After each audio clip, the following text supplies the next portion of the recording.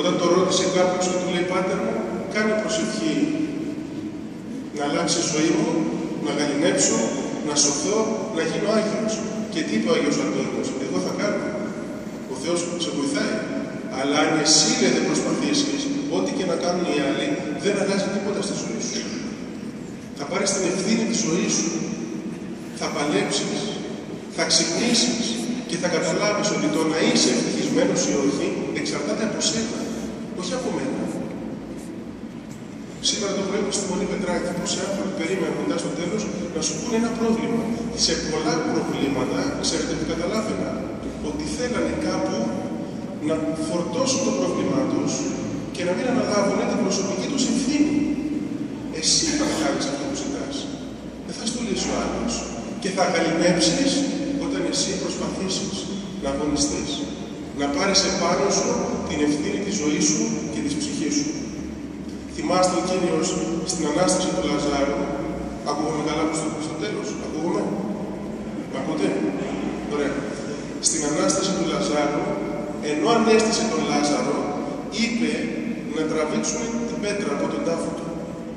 Και ρωτάει ο Άγιος Χρυσόστομος και λέει, καλά, ο Κύριος λέει ανέστησε νεκρό. Δεν μπορούσε να κουνήσει και την πέτρα?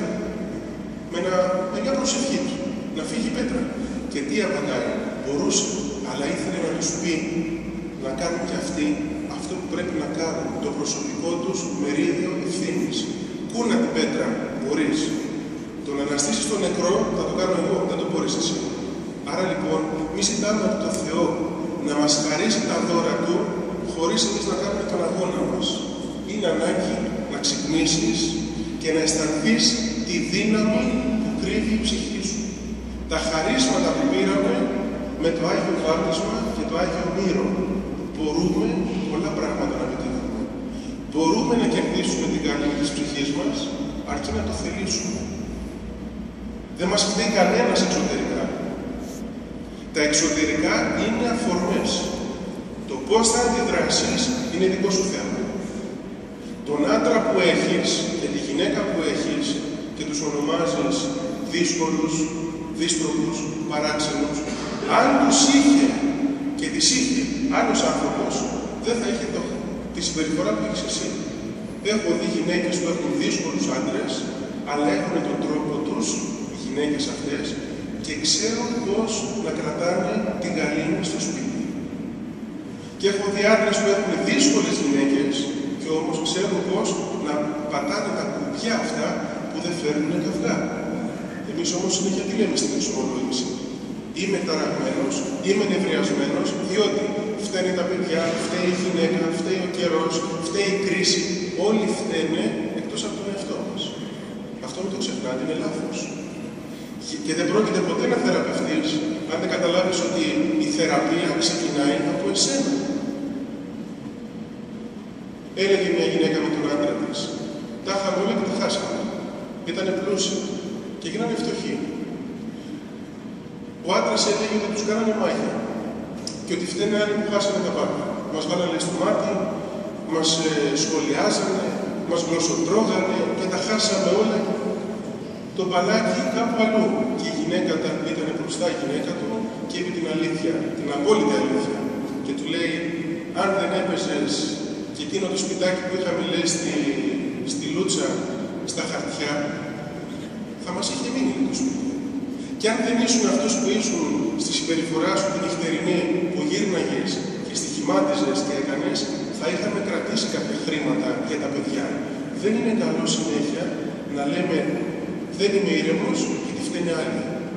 Είναι δικό σου θέμα το να είσαι ήρεμος ή όχι. Αρκεί να το αποφασίσεις και να πεις θα βάλω σκοπό στη ζωή μου να μην χάσω την ειρήνη. Ό,τι και να γίνει θα προσπαθήσω στην καρδιά μου να μην έρθει η ταραχή. Θα το προσπαθήσω. Θα το πετύχω? Όχι πάντα. Εγώ δεν είπα θα το πετύχω πάντα. Και ούτε γίνεται ποτέ να μην τσακωθείτε. Ούτε γίνεται ποτέ να μην ταραχτείτε. Παλίμονο. Δεν ζούμε στα σύννεφα. Δεν είμαστε άγγελοι. Έχεις παιδί και δεν θα τσακωθείς. Δεν είναι δυνατόν. Έχεις άντρα και γυναίκα και δεν θα καυγαδίσετε ποτέ. Αυτό είναι πολύ σπάνιο φαινόμενο.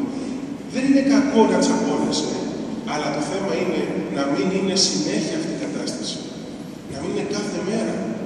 Να μην σου κάνει την ψυχή μαύρη συνέχεια στη ζωή σου. Κάπου να τσακωθούμε. Και να τα βρούμε. Και να γίνουμε φίλοι πάλι. Και να βγουν πράγματα μέσα από το τσακωμό. Αλήθειες, να πούμε κουβέντες για το χαρακτήρα μας. Να αγαπηθούμε μέσα από όλα αυτά. Αυτό είναι το μυστικό.